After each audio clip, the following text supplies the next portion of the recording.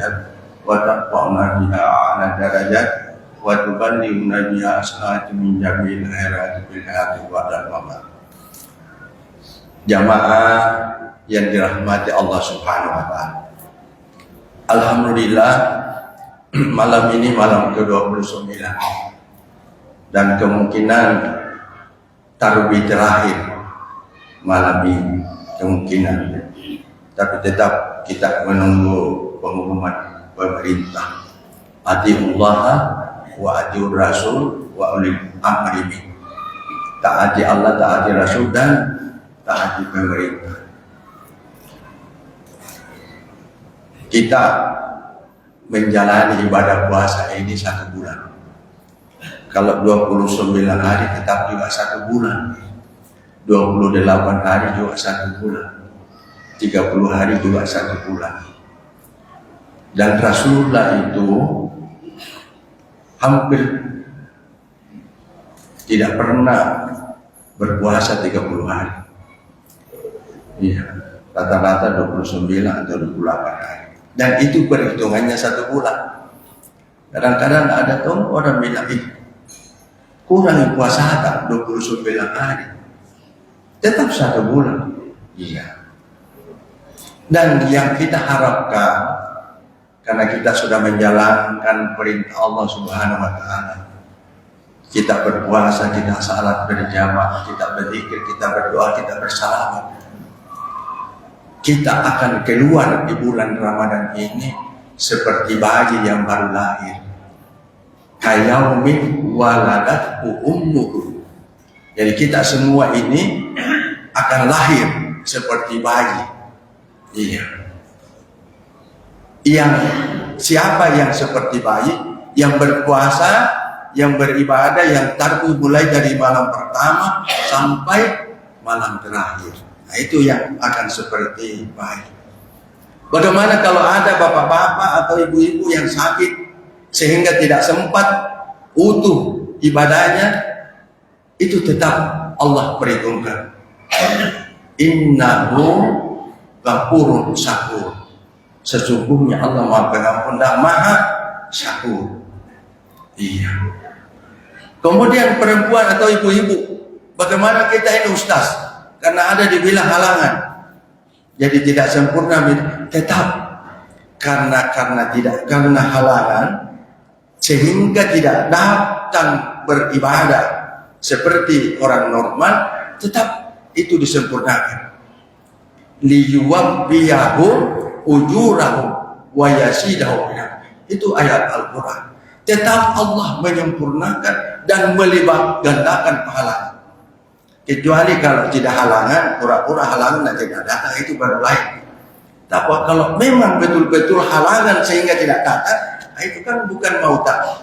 Kita halangan ini karena bukan mau tak, tetapi maunya Allah. Kecuali kalau tidak halangan dan tidak datang, itu lain perhitungannya. Nah, jadi insya Allah.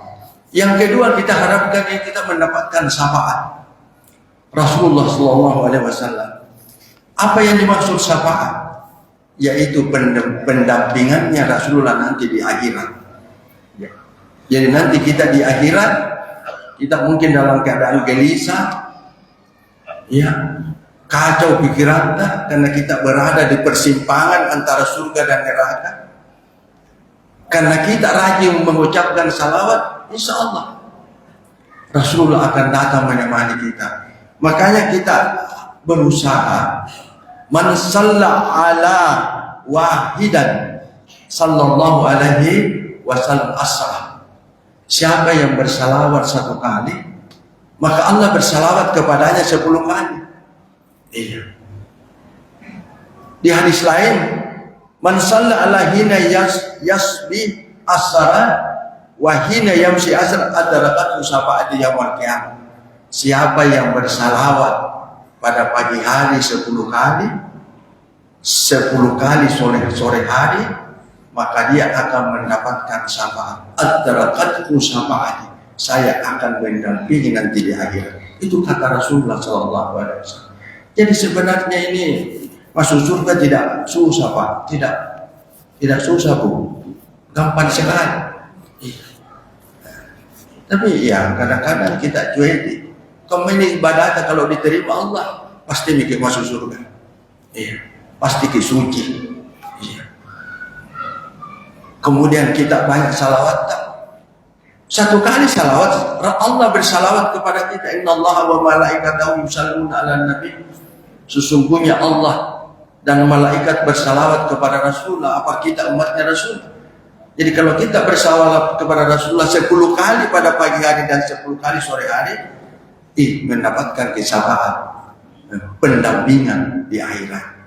Iya, kita didampingi oleh Rasulullah Shallallahu Alaihi Wasallam. Kemudian yang ketiga, ibadah puasa kita yang kita jalani ini, salah satu yang kita sangat harapkan, kita cari-cari, kita tunggu-tunggu, ada namanya malam Lailatul Qadar. Ini malam Lailatul Qadar terjadi 1 kali 1 tahun. Dan kapan terjadinya? Bulan puasa. Kapan lagi terjadinya di bulan puasa? Itu Allah rahasiakan. Hanya ada hadisnya Nabi, ya carilah. Dikasih tahu istrinya Aisyah, carilah malam Lailatul Qadar itu 10 terakhir. Dan di hari ganjil atau di malam ganjil. Termasuk malam ini, malam 29. Siapa tahu malam ini, malam Lailatul Qadar. Kita tidak tahu apakah sudah terjadi atau baru terjadi ini malam. Iya, kalau saya rasa-rasanya di masjid ini kayaknya terjadi ini malam. Kenapa? Karena tenang sekali kurasa. Iya. Satu-satunya masjid ini yang kudatangi ini yang paling tenang. Siapa tahu turun di malaikat sekarang. Apalagi imannya, boy. Enak aku rasa imannya kan. Iya. Tidak ada anak-anak lari-lari. Kalau di masjid lain lari-lari Tommy. Iya. Cerita Tommy. Kita ceramah di sini, ibu-ibunya cerita Tommy di belakang. Itu di tempat lain. Ya. Ada Tommy mengaji. Iya. Padahal mendengar ceramah itu, Bapak Ibu, kan ini namanya pengajian, ceramah pengajian atau pembelajaran. Lebih mulia itu kita mendengar ceramah daripada salat sunat 40 rakaat. Iya. Bahkan ada hadis lebih mulia daripada 100 rakaat. Mendengar ceramah. Iya. Makanya biasa saya tegur kalau ada, tapi di sini tidak ada, di masjid lain. Saya ceramah baru dia mengaji, saya biasa tegur. Bila sebentar dia mengaji, sudah Pak ceramah, biar kau mengaji sampai subuh. Iya. Nah, karena kita mendapatkan pahala. Iya. Bukan main kalau kita mendapatkan Lailatul Qadar, ada 2 keuntungan besar yang didapat di situ, yaitu berbobot. Khairun min alfi syahr, kita mendapatkan bobot yang sangat tinggi, lebih mulia daripada 1000 bulan. Jadi kalau kita bersedekah 1000 rupiah, lebih mulia daripada kali berapa itu? Iya. Makanya jangan pernah lalai memasukkan di celengan. Dan salah satu yang paling mulia supamanta itu sedekah, yaitu sedekah subuh. Subuh datang ke salat subuh berjamaah, masuk di celengan. Kalau ada tidak sempat datang di masjid salat subuh berjamaah, bikin ke kotak di rumah. Niatkan bahwa ini sedekah subuh saya. Nanti suatu ketika baru kita berikan kepada yang layak menerima. Apakah ke masjid atau kepada siapa? Iya. Jadi itu. Kemudian keuntungan kedua kalau kita dapatkan Lailatul Qadar itu malam revisi. Istilahnya ulama malam revisi. Apa yang direvisi? Apa yang bisa direvisi? Takdir tak. Takdir tak. Apa yang takdir apa? Ajal tak. Rezeki tak. Nasib tak. Makanya itu dianjurkan setiap malam berdoa. Karena kalau bersamaan dengan Lailatul Qadar itu bisa berubah takdir ajal. Misalnya ajal tak, jatah umur tak, misalnya 60 tahun. Karena bersamaan Lailatul Qadar kita memohon kepada Tuhan, Allah matabil umuran, panjangkan umur kami, bisa berubah menjadi 70, bisa berubah menjadi 80, bisa berubah menjadi 100 tahun. Kemudian rezeki kita, berikan rezeki yang memadai. Jangan meminta rezeki yang melimpah-limpah. Nanti kalau kamu toki juga urusi, kalau yang memadai saja sesuai dengan kebutuhan. Iya. Nasib ya Allah, kita memohon kepada Tuhan berikan nasib kami yang lebih baik daripada yang lalu. Anak-anak tak, keluarga tak. Iya, kita mohonkan kepada Tuhan. Itu kebetulan kalau kita dapat itu Lailatul Qadar. Ada revisi takdir. Iya. Kemudian selanjutnya Pak, karena ini malam terakhir, ya saya diberi waktu maksimalnya 20 menit. Tidak lama ini 20 menit. Ya. Supaya lebih sempurna ibadah puasa, ada 4 hal yang mengantar, yang menyempurnakan ibadah puasa. Apa itu? Yang pertama zakat. Jangan sampai ada yang lupa bayar zakat. 2 tahun yang lalu ada yang datangi saya, seorang karyawan perempuan, bilang, Ustaz bagaimana ini? Padahal 1 minggu itu sudah lebaran. Bilang, kenapa gitu? Ya aku lupa bayar zakat. Bisa zakat, bayar zakat sekarang. Kalau bayar zakat sekarang adik tidak ada. Tapi kalau kita mau membayar atau mau sedekah mami itu istilah sedekah mami. Jadi bagaimana ini saya? Karena aku lupa. Aku lupa betul, Diko tidak lupa pura-pura kayaknya. Kalau pernah Diko datang taruh di masjid, saya rasa tidak akan lupa. Iya. Jadi bagaimana misalnya? Jadi tetapkan bersama kamu kau saja. Ya kamu misalkan terserah Tuhan. Nah catat kamu itu malaikat. Nah lapor tuh. Terserahnya apa mau terima atau nak tolak. Pokoknya berbuat untuk saya. Daripada sama sekali tidak ada. Iya. Kaum mami nanti berurusan malaikat. Iya. Jadi sangat Pak. Paliter. Sebenarnya kalau paliter itu sudah lebih sedikit. Iya. Kita usahakan.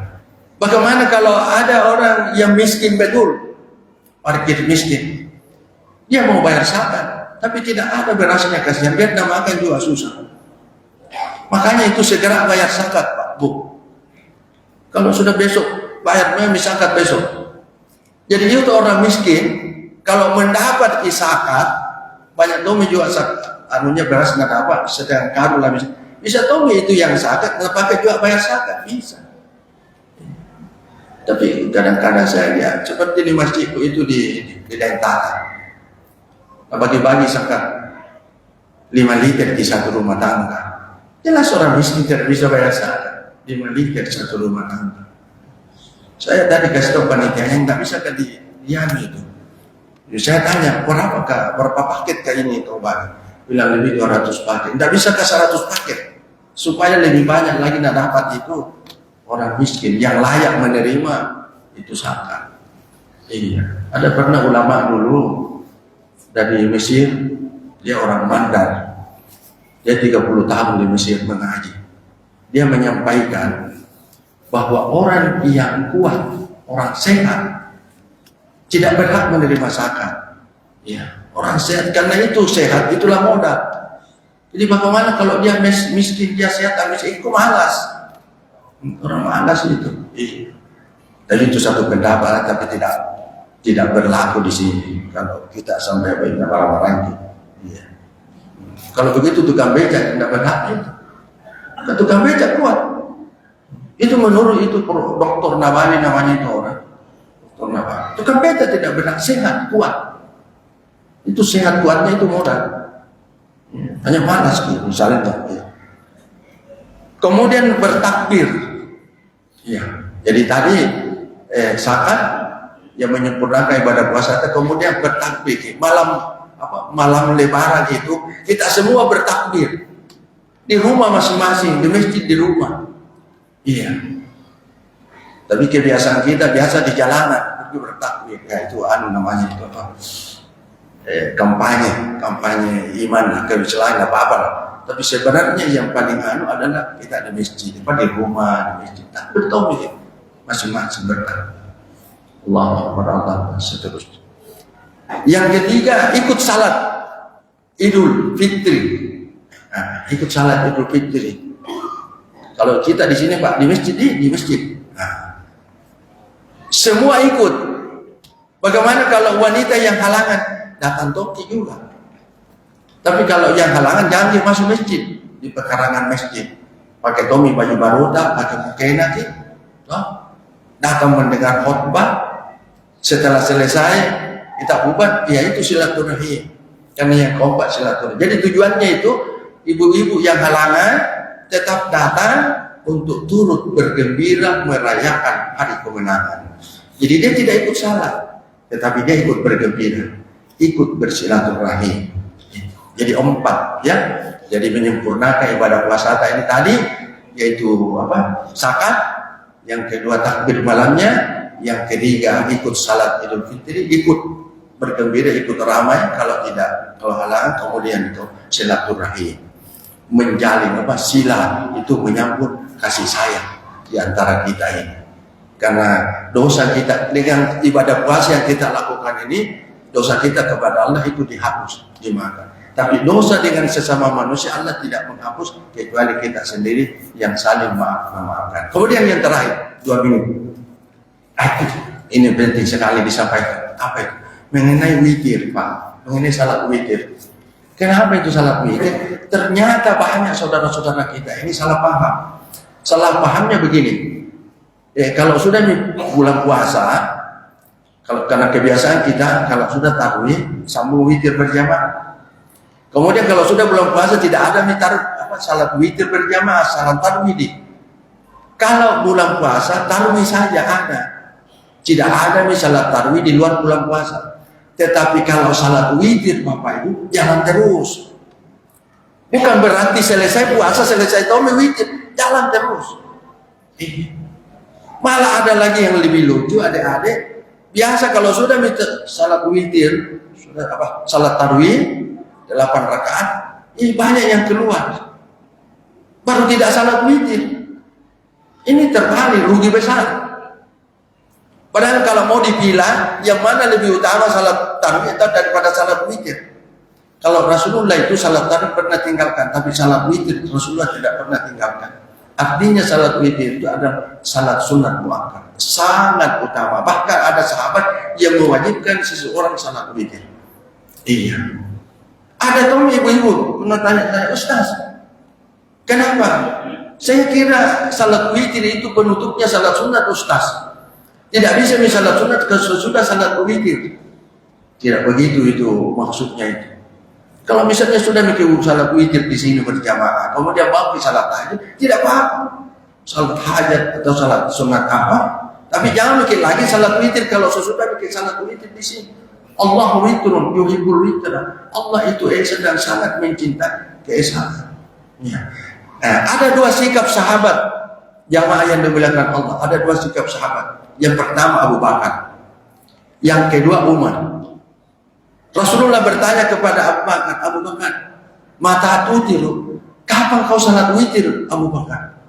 Saya salat witirku Rasulullah awal malam, setelah salat isya, sebelum tidur saya ambil mami salat witirku. Kenapa? Saya takut jangan sampai saya tidak salat witir, kemudian saya tidak terbangun salat tahajud, 2 rugiku. Iya. Jadi kalau aku ambil mami salat witirku, saya tidak terbangun salat tahajud, 1 rugiku. Iya. Karena sunat itu betul sunat. Sunat itu dilaksanakan dapat pahala. Tapi kalau tidak dilaksanakan rugi besar. Itu pengertiannya sunat. Yang kedua, Umar ditanya, Umar, mata tutiru, kapan kamu salat witir Umar? Bilang salat witir saya akhirul lail, akhir malam, sesudah salat tahajud. Kemudian Rasulullah Shallallahu Alaihi Wasallam mengatakan bagus, dua-duanya bagus. Iya. Kemudian Rasulullah, wa amma anta ya Abu Bakar fa'adat bisikati. Ya bagus kamu Abu Bakar, kamu melaksanakan salat witir di awal malam sebelum tidur, itu artinya kamu hati-hati. Wa amma ya Umar, wa amma anta ya Umar fa'adat bil quwwati. Kamu konsisten Umar, kamu disiplin. Terus jadi bagaimana kita ini? Karena dua-duanya itu dibenarkan oleh Rasulullah. Bagaimana kita ini umatnya Rasulullah? Kalau memang kita sudah disiplin salat tahajud, sudah bisa salat tahajud baru witir kita. Tapi kalau masih banyak bolongnya salat tahajud, ambil memang witir tak sebelum tidur. Iya. Jadi begitu itu anunya. Jadi intinya bahwa salat witir ini Bapak Ibu jalan terus. Jangan kita berhenti kita berhenti dong ke witir. Jadi misalnya besok lebaran, besok malamnya tetap witir, tapi jangan bikin lagi tarawih. Witir tak jalan terus. Iya, dua satu maksudnya 2 rakaat, kemudian tahiyat, kemudian tambah lagi 1, atau langsung 3, dua-duanya kuat dasarnya, dua-duanya benar. Nah, yang salah itu kalau tidak salat witir. Mudah-mudahan apa yang saya sampaikan ini. Kemudian karena ini kalau menjelaskan secara terperinci ini, karena waktu kita yang terbatas, mau melihat video saya videokan sejarahnya salat tarawih di zaman Rasulullah, kemudian sejarahnya salat witir, keajaibannya ayat kursi, kemuliaannya Bismillahirrahmanirrahim 21 kali sebelum tidur. Bisa kita lihat video saya di mana? Di YouTube. Di YouTube. Jadi buka di YouTube tak kalau mau nonton. Buka YouTube, kemudian ketik nama saya. Nama saya Alimuddin Sunusi. Iya, jadi Alimuddin Sunusi. Muncul itu video-video saya itu. Iya. Tapi jangan lupa subscribe. Jangan tahu kita kalau sakit. Iya. Sekira wallahu muwaffiq ila aqwamit thariq. Wassalamualaikum warahmatullahi wabarakatuh.